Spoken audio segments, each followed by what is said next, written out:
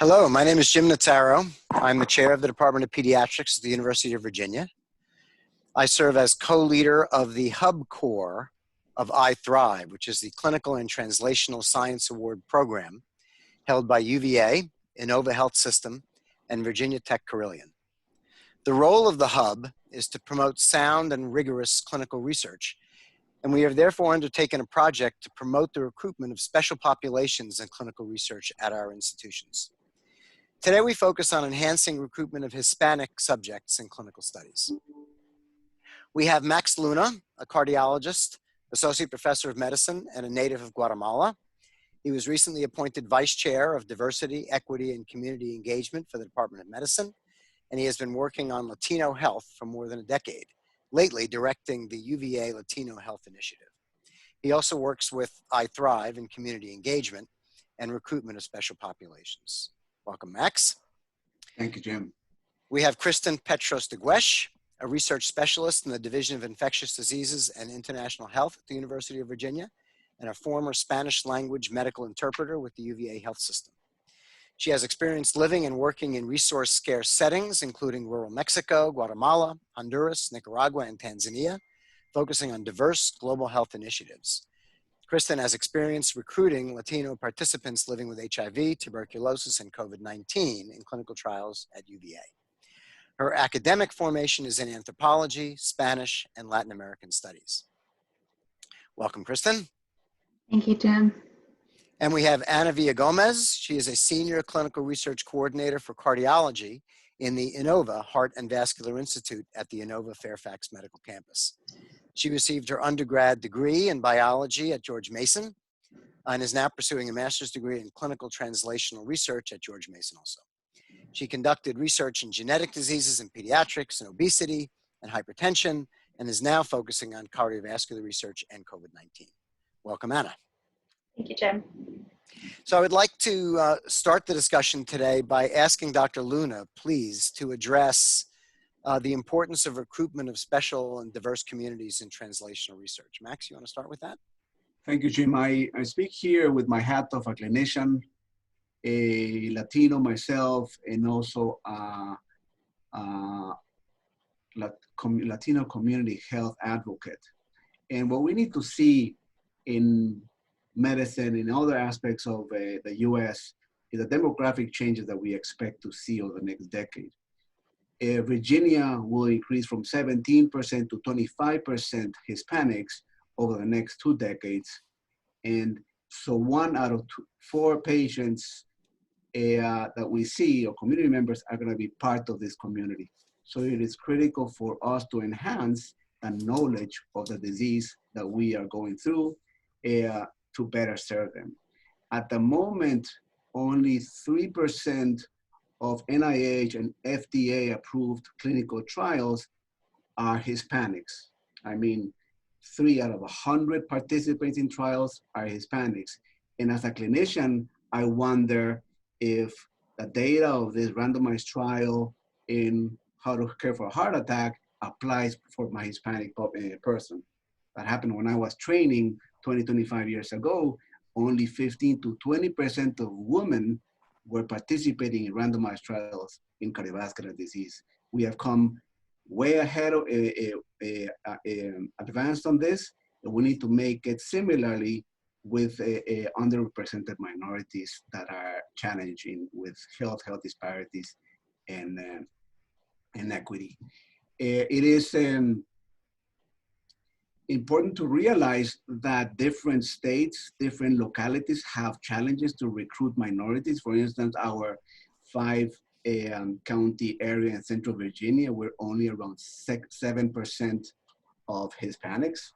So how are we gonna try to meet that percent versus trying to meet the 17%? We need to recognize and tell our funders, tell the NIH, my recruitment area only has 7%. I'm not going to be able to achieve 20, 15%. However, there's some conditions that are very important that relate to Hispanic health, where we need to overrepresent our Latino patients. For instance, COVID-19. Enhancing their participations will contribute to understanding that community and obtain trust with them so that we can better care for them. I think it's also essential that the Hispanic community truly understand that if our community isn't represented within these trials that can essentially be landmarks for future therapies, for different surgeries that are being developed, I think if there's no input from our community, then our lifestyle won't be taken into account. Our nutrition, our adherence to medications, all of these things are factors that play into development of therapies and procedures. So our community has to be represented within these trials. It's absolutely important that our community understands that message as well. Very well. The other thing from a researcher standpoint is we need all to be aware that our funders, NIH, other funders, are now expecting a critical benchmark in representation. And if you want to get funded or even published, that is in your best interest as a researcher. Mm-hmm. Of course, there's also the consideration of validity, right? So you want your findings to be valid across a broad population, not just among a relatively narrow population that you may be studying, right? Exactly. So, yeah. So really important drivers for this. So, Kristen, let's ask you. So, what are some of the impediments to recruiting Hispanic subjects? Now that we've established that it's important, what are some of the obstacles people face? Yeah, absolutely. And I can speak directly to the experience at the University of Virginia School of Medicine and Health System. Kind of just to start with something very basic. The lack of research coordinators who are not only linguistically fluent, so not only bilingual, but also culturally competent, and cultural humility is a concept that is critical in approaching this population, not from like a deficit-based perspective, but strength-based and valuing what they bring to the table. So if we are to reach this population, we need sufficient people who can engage meaningfully with this population. Of course, speaking Spanish, but also knowing the nuances of the culture and the diversity and richness of the culture, because it is not monolithic. We have folks here from the Caribbean, from South America, from Central America. We have indigenous folks whose second language is Spanish. So just we need to have that holistic perspective going in before we recruit, right? At the university, providers must pass a certification exam to even be able to speak Spanish with their patients. And that concept of personalismo or personalism, that proximity to the providers is something that's very important in the Latinx community. So I think it's vital that it be an in-person encounter for recruitment, not just an interpretation service over the telephone, to, as Max said, develop that trust, develop that close relationship that Latino, Hispanic people are yearning for in that provider relationship. So language barriers, there's literacy barriers and health literacy barriers that also serve as obstacles in recruiting and enrolling people from the Latinx community in clinical trials. Immigration status is a big issue. Folks kind of approach the whole medical establishment with an element of skepticism or mistrust, also government institutions, just the political climate and kind of the public charge rule, and a lot of things that create that fear in dealing with large entities and institutions. So there's also a palpable fear of disclosure for people who are living with conditions that are stigmatized, such as HIV or even tuberculosis, COVID-19. So what's going to be done with my samples? Why do you want my blood? So there's a lot of layers of hesitancy and mistrust that need to be dealt with in a culturally competent way. And I would add just one other obstacle: the interventions and trials are they culturally responsive? Are they culturally tailored? Do they meet folks where they are? For example, is the is it a child-friendly setting? Many people in the Latinx Hispanic community work long hours, so is this accommodating their schedule? Can they bring their child or children, right? Is there an area for them to sit in the absence of having childcare at home for them?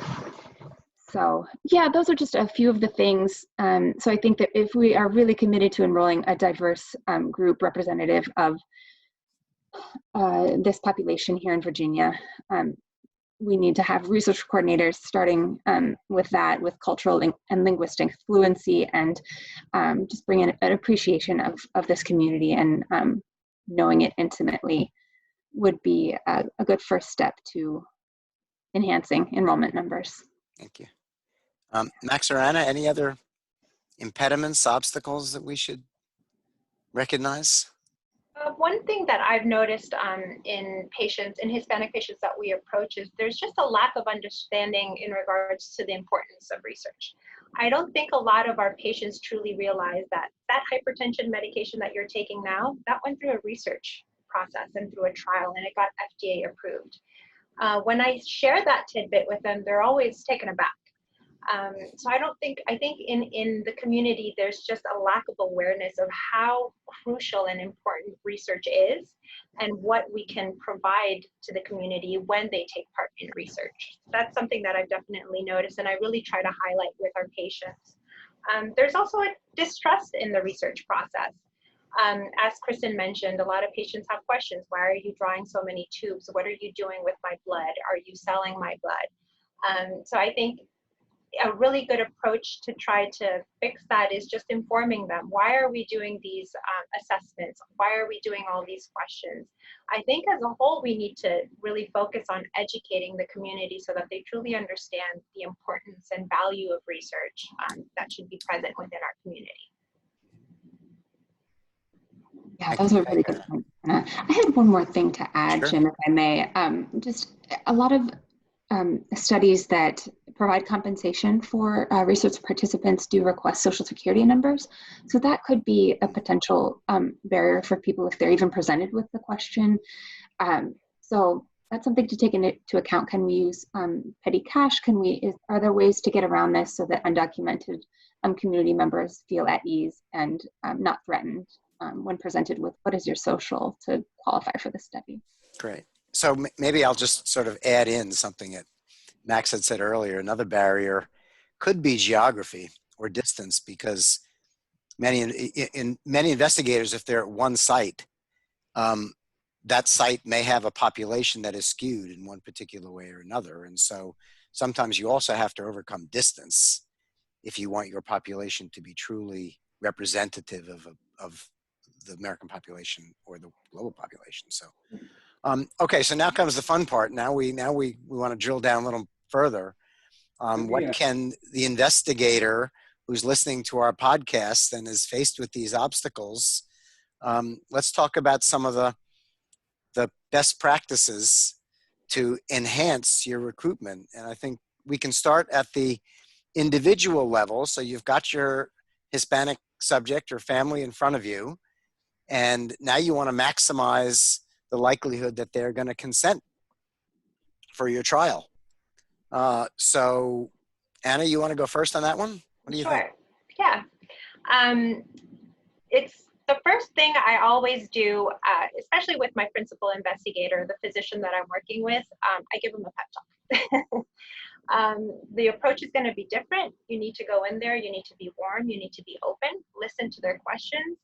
All of their questions may not be 100% related to the research process, but they want to feel like they are forming a relationship with the physician and that they can trust in the physician. A lot of times the Hispanic community, the way that they do this is based off of how warm the person is, how personable the physician is. It's important that the principal investigator goes in, acknowledges the other family members, and then just has an open discussion with them. What I try to do as a research coordinator with my patients is basically the same thing. I really try to emphasize and highlight that I am the constant person that they'll see through this entire process. If they're being enrolled in a 5-year or a 10-year trial, I try to remind them, I'm going to be the person that's here when you meet the physician for the first time, and when we enroll you in the trial, I'll be here the morning of your procedure, I'll be here after your procedure, and all your follow-up visits. So I am the constant face that will be with you through this whole process.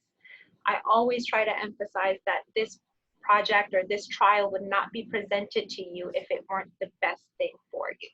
I think a lot of the Hispanic community thinks that they're being used as guinea pigs, or that they're being used for other types of reasoning. So I think it's important to highlight that a physician truly believes that this is the best fit for you, that your participation in this trial will benefit you and will help you.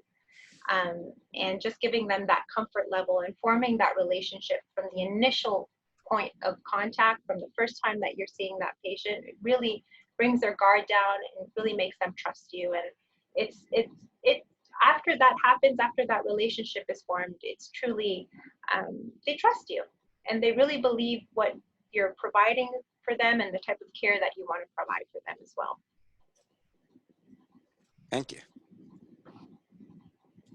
That's great. If I may want to add, that relationship that you are suggesting, or 5, 10, 3 years relationship, may be stronger than other relationships that they have in the health system. And our community sometimes has a challenge navigating the health system where they work. And you sometimes need to, at the same time, clarify the difference between your patient care, because sometimes some of our participants or patients think that the study is part of their patient care. You need to be very clear of the difference, but at the same time, if you're gonna shepherd them for the next 5 years, you can also become a person who can assist them in navigating the health system with the health needs, and not step back and say, okay, that's not about me. It's you call the operator for this. Become a patient advocate while you wanna keep them enrolled in their study. Communication with people of trust. Sometimes they have a very close relationship with their primary care physician or their cardiologist. Use that as a leverage. Latinos, as Kristen and Anna already say, is we have this personalismo difference that is enhanced in this group. And if they have a clinician that they want us to consult and get their primary care doctor, cardiologist involved, do it, and you will get ahead of that. The other issue that I wanted to mention is clarifying to them that there's autonomy, their autonomy during the process. Sometimes they feel, oh, I'm gonna be embarking this 5-year process. What if I move? What if I don't like it? What if, give them the ability that they have control of their participation in withdrawing, partial participation if that's an option in the study, or even an option to complain about the process, so that they have some control of their participation. You know, I love where this discussion is going, because as I'm listening to it, yes, I'm hearing some wisdom about recruiting Hispanic subjects, understanding obviously embracing the language barrier, but also the cultural diversity, right? It's not just one culture. It may be diverse cultures, and the cultural humility you have to bring to the encounter, as Kristen said earlier.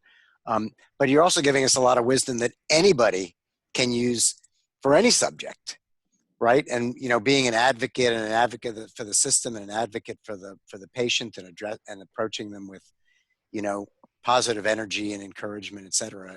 Anybody can use that when approaching any subjects for a clinical trial.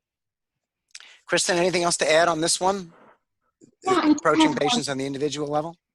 I did have one other item to say, and kind of in this era of COVID-19, sometimes we do not have the luxury or the ability to be in person with someone who's being enrolled in treatment trials for COVID.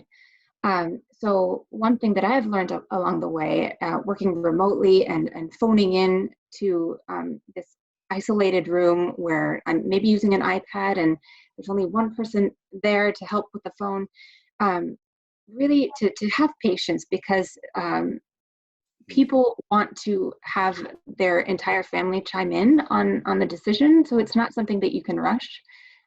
These people are being presented with a decision that may, be, a matter of life and death, right? So people who are inpatient at UVA receiving this phone call for someone who they have never met before, it requires tact, it requires that, warmth and the willingness to have a multi-person Zoom call with folks like family members in Brazil, to Kenya. So just kind of stretching yourself to accommodate this person's desires to have everyone weigh in on this decision. So family is central in the community.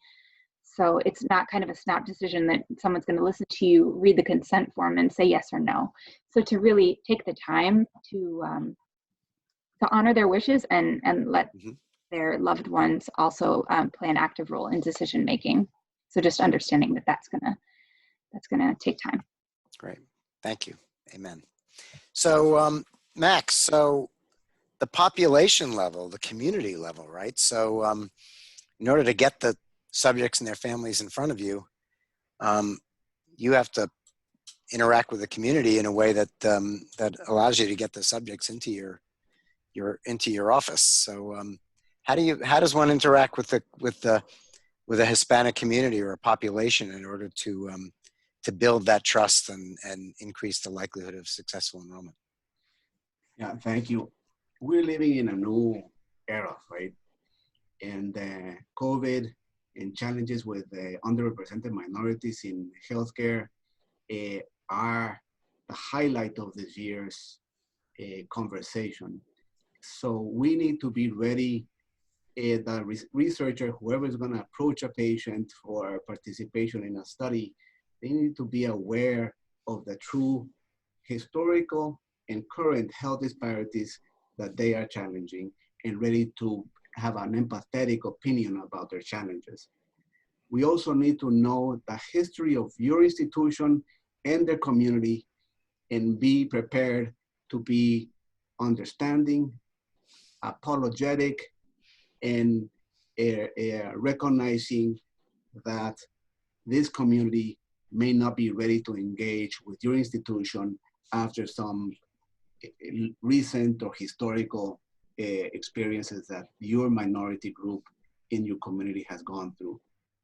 You also need to be ready as a researcher, even the person who answers the phone, your CRC, of what's going on at the moment in your community in respect to the challenges of society. COVID-19 is a great example for that. And you need to also participate with your institution on building that bridge, not only with the individual that you want to recruit, but also join meetings, learn about community, participate in other services so that you can continue learning how to better understand why they will or will not want to participate in your study. So just to underscore something that you said, when you are enrolling subjects in a trial, we're used to having an educational gap often, right? We've got college degrees and advanced degrees, and very often the families do not. So we sort of approach them with a little bit of, I don't know, maybe a little bit of arrogance there. And, but, you talked about the history. If there is a negative history with the family or the group, the population you're trying to recruit, they will know it. And there's a very good chance that you will not, right? So the kind of arrogance that we often approach the populations that we serve really does not serve you well when you are trying to recruit patients from special populations. So getting to know that history, I think, is really important. Kristen or Anna, things to add about the community? Yeah, I think what I've seen that has been extremely important too is we need to, as researchers, we need to get to know what I call the community gatekeepers. These are key leaders within the community that really drive our community and deliver messages on our behalf if needed. These community gatekeepers can be people like priests or immigration lawyers that work with a lot of our community. They can be different members of our community that really have broad tentacles into what our community is. I think it's important to identify these members, sit down with them, and explain to them what we're doing, why this is beneficial for our community, so that they can really, and as you said, Jim, you know, there could be past history that we're unaware of, that there's a lot of hesitance and we're just not aware as to why that's happening. But these community gatekeepers are leaders that can guide us, can really make us understand why we're having these barriers, why isn't the Hispanic community willing to participate within trials that we're trying to enroll. So I think that's also key. Mm-hmm. Do you find it helpful to establish the value of the research to the community? You know, I hear that sometimes when, and this came up earlier, you know, that every medication you're taking was in clinical trials at some point in time in the past. But, you know, making sure that you sort of communicate the value proposition. Do you have to do that at the population and community level, or just the personal level? I think it's important because honestly, those leaders or gatekeepers could have the same, you know, drawbacks or the same thoughts when it comes to research. And what I've realized is that a lot of these potential subjects or potential patients, they go and talk to their priest about these things. If they're sick and there's a trial that they've been approached about and it seems like it would work, they talk to their family, and then they talk to their priest, or they talk to someone that they trust in. So if those leaders are aware of what we're trying to do within the community, I found it to be extremely beneficial. And sometimes it's very challenging. We in the UVA Latino Health Initiative, we have a community advisory board of 7 community groups, and we don't have a consensus of should we be participating in research in the community because of all that baggage, because of that perception. And we're talking about people that have college degrees that are leading these organizations, saying, I'm not sure that coming with a card of research will help our relationship with the community. We need to go slowly. We need to bring it to the community, coupled with a service, coupled with a message of togetherness, and then move the idea of research.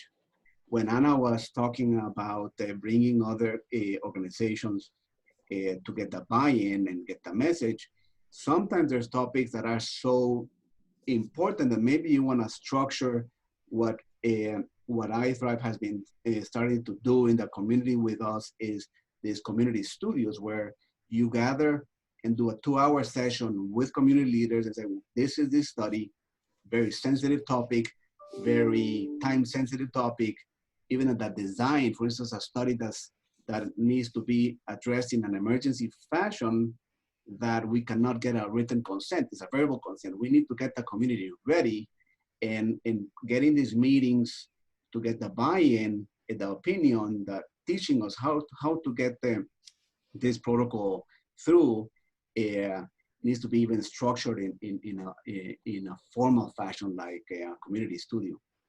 We did that with a COVID trial just 2 weeks ago, and it was not easy to get the complete buy-in of the community on doing the dual antibody target study. Wonderful.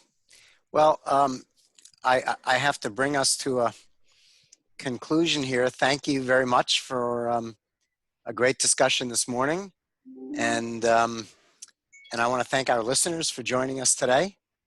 And have a great day, everybody. Thank you. Thank you so much. Thank you, Anna and Kristen. Thank you.